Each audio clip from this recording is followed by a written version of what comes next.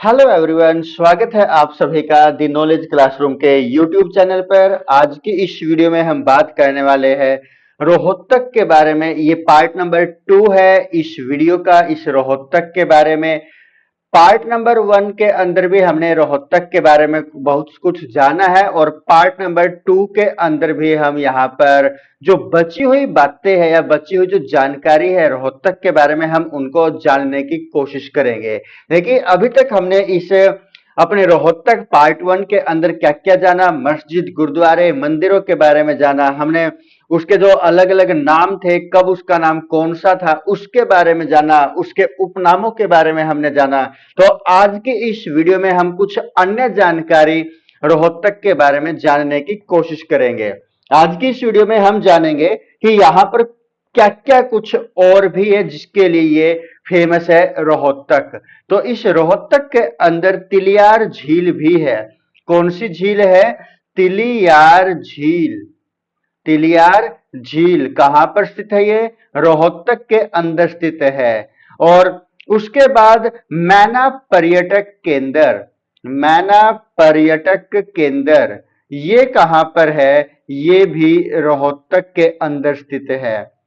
उसके बाद यहां पर महम की बावड़ी, क्या नाम है? महम की बावड़ी, महम की बावड़ी ये भी कहां पर है कि इसके नाम से ही हमें पता चलता है कि ये महम के अंदर स्थित है। उसके बाद गौ कर्ण तालाब, क्या नाम है? गौ कर्ण तालाब ये कहां पर स्थित है? ये भी रोहतक के अंदर स्थित है। उसके बाद नौरंग पर्यटक, नौरंग, नौरंग पर्यटन, चौबीसी चबूतरा, चौबीसी चबूतरा ये चबूतरा कहां पर है?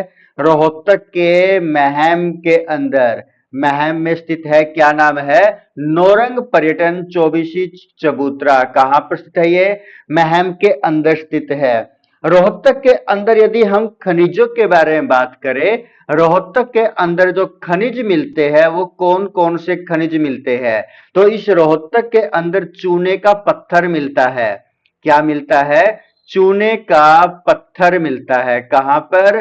रोहतक के अंदर मिलता है। यहां पर सोरा भी मिलता है। रोहतक के अंदर क्या और मिलता है? सोरा।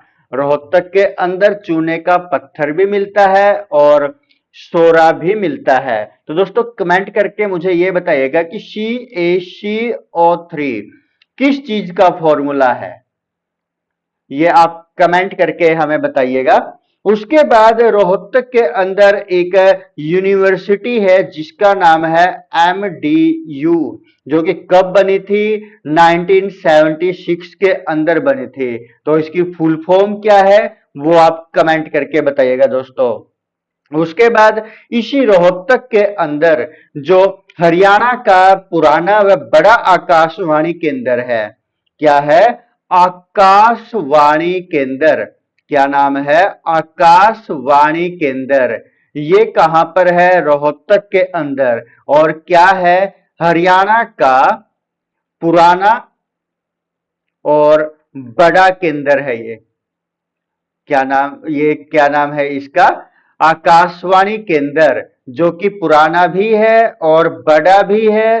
तो ये कब बना था? ये जो केंद्र बना है ये कब बना है? ये बना है 8 मई 1976 को। यानी कि 1976 में ही तो एक यूनिवर्सिटी बनी थी, MDU। तो MDU का नाम आपने कमेंट ही करना है। यही से जो रोहतक डिस्ट्रिक्ट है इसके अंदर जो प्रमुख फसल है, रोहतक के अंदर जो प्रमुख फसल है वो कौन सी है? फसल कौन सी है जो यहाँ पर प्रमुख है? उसका नाम है ज्वार।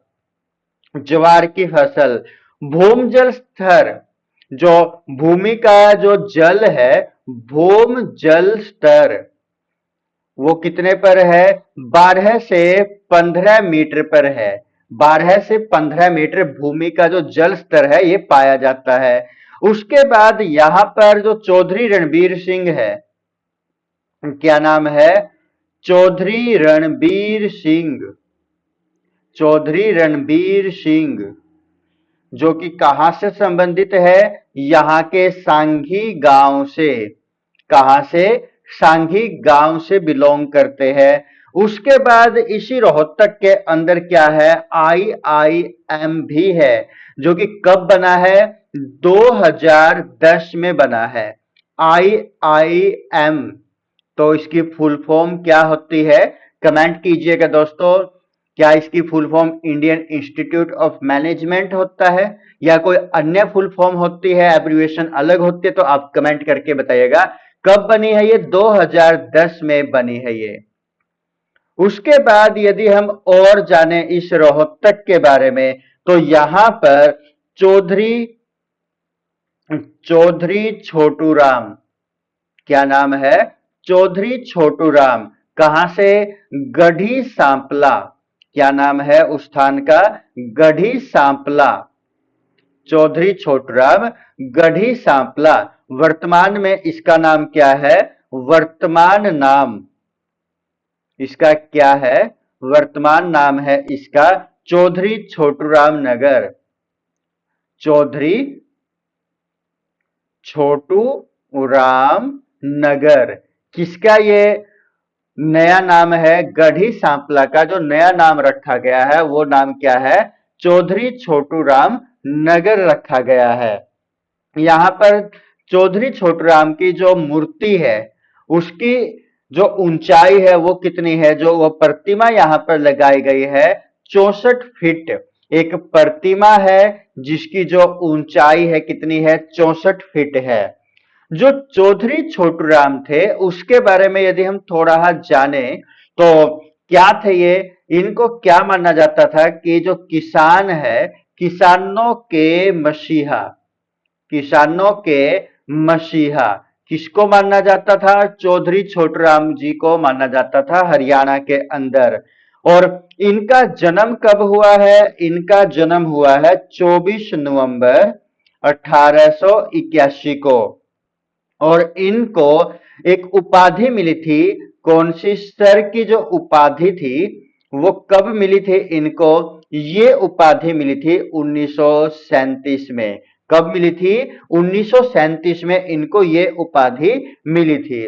और इसी हरियाणा के रोहतक में, जिसको हम राजनीतिक राजधानी हरियाणा की मानते हैं, तो इसी रोहतक से जो संबंध है, साक्षी मलिक, साक्षी मलिक भी किससे संबंधित है, रोहतक से संबंधित है। तो साक्षी मलिक का किस खेल से संबंध है, आप कमेंट करके बताइएगा। अब मैं कुछ नाम यहां पर जो है कि लिखने लग रहा हूं, तो वो आप बताइएगा। रणदीप, ताकि मुझे भी पता लगता रहे कि आप इन वीडियो को देखते हैं और आपकी तैयारी किस प्रकार की है। रणदीप हुड्डा, ये कौन है, अभिनेता है, खिलाड़ी है, कौन है ये भी आप कमेंट कीजिएगा। कमेंट करके आप मुझे बताइएगा। उसके बाद यदि बात करते हैं ममता खरब के बारे में, ममता खरब के बारे में, जिसको गोल्डन गर्ल के नाम से जाना जाता है, किसके नाम से, गोल्डन गर्ल के नाम से जिसको जाना जाता है, गोल्डन गर्ल के नाम से इसको जाना जाता है, उसका संबंध किससे है, आप कमेंट करके बताइएगा जरूर। और उसके बाद यदि हम बात करते हैं किसके बारे में, शेफाली वर्मा, क्या नाम है, शेफाली वर्मा। शेफाली वर्मा का संबंध किससे है, क्रिकेट से है। सॉरी, ये मैंने बता दिया तो आपने बताना था, चलिए इनका बता दीजिए। तो उसके बाद है यहां पर इसी रोहतक के अंदर एक कॉलेज है जिसका नाम क्या है, नेक्की राम कॉलेज। क्या नाम है, नेक्की राम कॉलेज, जो कब बना था, 1926 में बना था। और नेक्की राम की जो पत्रिका निकलती है, नेक्की राम नाम की एक पत्रिका निकलती है, जिसके जो संदेश है, पत्रिका है कौन सी, संदेश है। और कब इससे इसकी शुरुआत की गई थी, 1930 में इसकी शुरुआत की गई थी। उसके बाद एक राष्ट्रीय समाचार पत्र, राष्ट्रीय समाचार पत्र, राष्ट्रीय समाचार पत्र, जिसका कौन सा पत्र है ये? दैनिक हरिभूमि, दैनिक हरिभूमि। ये कहां से निकलता है? रोहतक से निकलता है। और उसके बाद यहां इस रोहतक की जो मिट्टी है वो किस प्रकार की है? मिट्टी के बारे में बात करें तो मिट्टी किस प्रकार की है? रेहे प्रकार की है। और यहाँ पर कल्लर मिट्टी भी मिलती है।